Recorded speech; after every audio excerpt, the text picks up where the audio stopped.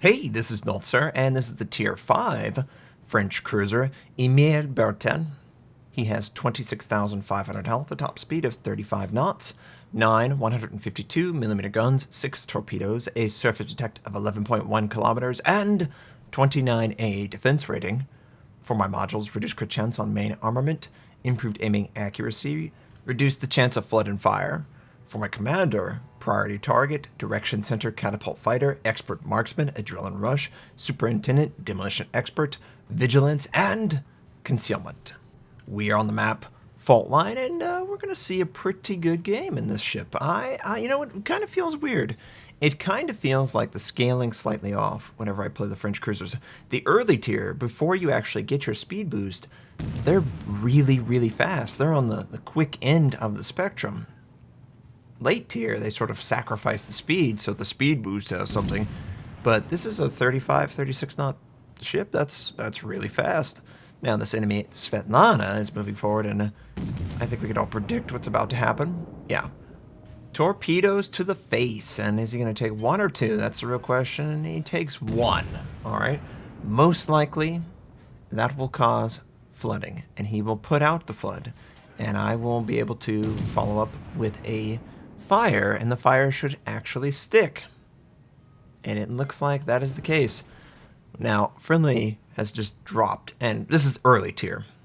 So the aircraft carriers are much, much, much weaker than they once were. They are very easy to deal with. I repeat, very easy to deal with. So it's not really important that you have good AA protection or defensive fire or whatever. You can outplay the automatic drop. Now, the Furutaka pulling back. He's like, oh, this is bad. Svetlana's already dead. Pull back, pull back, pull back. Isokaze, Papa Smurf, he has been pushing forward, looking for an opening in my particular team's defense, and I think there is an obvious opening that Isokaze seems to be looking for it, and I think he's going to get it. So I fired at him, and of course the fire was completely a waste of time. Why would he even do that, Notser? I don't know. Maybe I just wanted him to know I was here thinking about him. But he's disappeared, and we're detected. So we know that Isokaze is somewhere just in front of his detection. That ship detection ring is basically right at the rate he is trying to move towards my base. But we can't deal with that right now. There's an enemy battleship, 2 enemy battleships, and oh, look at what we've got. I think an aircraft carrier wants to go after us. So in response to the possibility of an aircraft drop, I am going to sail up to the island. Most aircraft surprisingly make this mistake where, oh, but it says I can drop. Yeah, it might say that you can, but clearly you can't. I would have loved Wargaming to animated the torpedoes being released by the aircraft and slamming into the island or whatever, and it'd be like, that's what happened. Because you don't really know that's what happened unless you've played the game or you have an understanding. There's no animation. You just never see them prop up out of the water. So I think Wargaming needs to really communicate that to some players. I don't think it's completely obvious that that's exactly what happened, but that's exactly what happened. He dropped too close to the island, and they were absorbed by the island. So I'm still moving back, and I need to be careful. I don't have the ridiculous weak point of the later tiers, but I still have, I'm a very vulnerable cruiser, so minimizing the angle, yeah. We've got to be careful. We've got to be very careful of trying to avoid any attention, and it looks like the battleships don't care that I'm firing on them. I sent my torpedoes, 9-kilometer range torpedoes. We have the same exact torpedo loadout as a tier 10. That's how sad this really is. It doesn't really get any better. So if I hit these torpedoes, it's really, really big deal. It's a real big deal, and he takes a ton of damage and he dies to the dots. Now the Isokaze, and the Kaiser's still there, the Isokaze is still going after my friendly aircraft carrier, so I'm going to communicate at some point to him, just keep coming this way. I'm going to be trying to intercept the Isokaze. This is another example. I mean, the French really feel like they've got the speed to do this. Other cruisers can do this, but the French can do this and then get right back to the front. Plus the range. I mean, 15 kilometers at tier 5. That's really impressive, I think. Maybe I'm just old and it's like, oh man, I remember when everything was influenced by advanced firing training. Yeah, not anymore. But yeah, we're just going to take out the Kaiser, work on the Isokaze. I should be using my hydroacoustic because it is a very obvious torpedo drop. Yep, here is the torpedoes. And that's a very small set. Where's the rest of the torpedoes? There's the rest of the torpedoes. So we're just going to keep pushing into Papa Smurf and taking him out. What else is there? There's nothing he can do. I have hydroacoustic. He will probably drop off for a split second. But knowing most of the players, they won't recognize that they're being spotted by hydroacoustic. So I'm going to be able to push into the smoke. He might dawdle a little, you know. Oh, I don't need to go anywhere. It's going to be a while before he detects me. No, not really. It's actually going to be really easy to detect you if you stay in your smoke. And yep, he stayed in his smoke. And he's going to regret it. Very aggressive Isokaze. Either he's a player that felt like he had an advantage. Oh, easy game. Or he thought that the opening existed and I closed it real quick, right? Langley's still alive, which is important. I didn't take any damage. Didn't feel like the Isokaze really cared about me. And we contributed to the team significantly with battleships trying to push forward aggressively. If you feel like you have a legitimate window to press, but if you're trying to force it, I really wouldn't do it. I think it's a very bold strategy, Cotton, to push through the center of the map aggressively and rely on the fact that you're just better than everyone else, or you have more numbers advantage, anyway, whatever. This is mid-tier. One good player could win the game by themselves. Supposedly, that's why Wargaming nerfed the aircraft carrier, but I don't think that's why. I think they really want you to be frustrated by the aircraft carrier.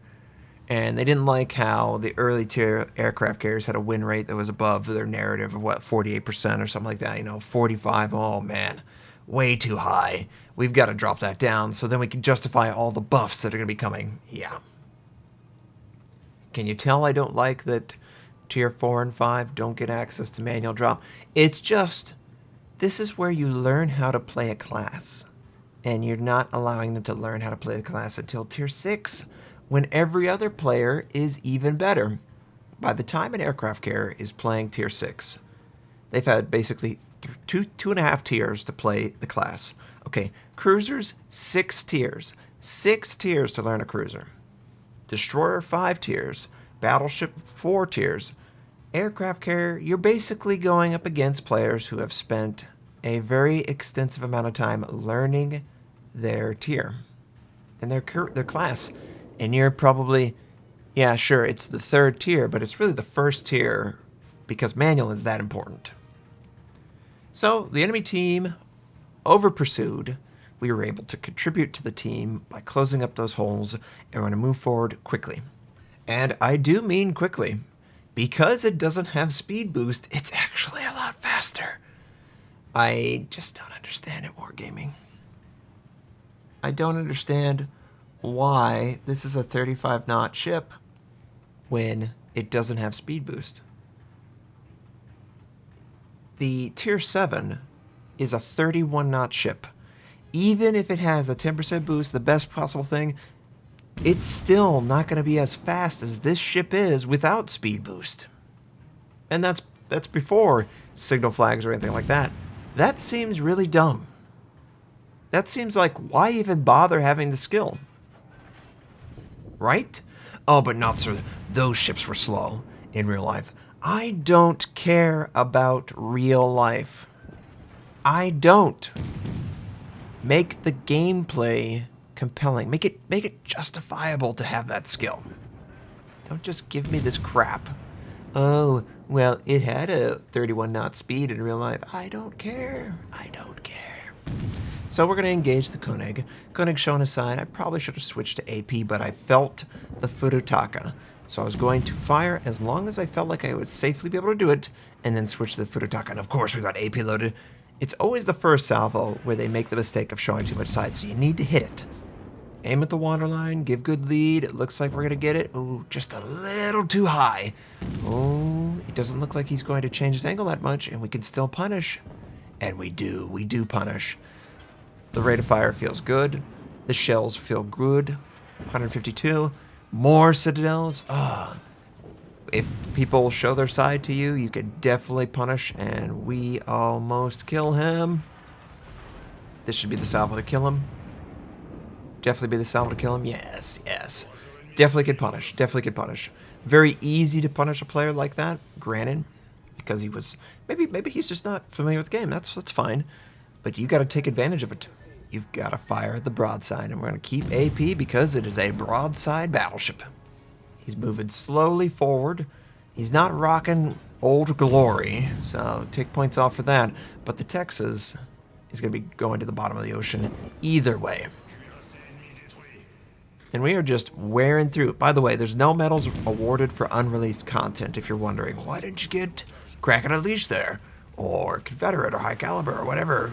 Ooh, he found the Citadel. And that is the weakness of the French cruisers. If you let up for a split second, you will take 15 to 20,000 damage. Easily. So now, we're one shot away.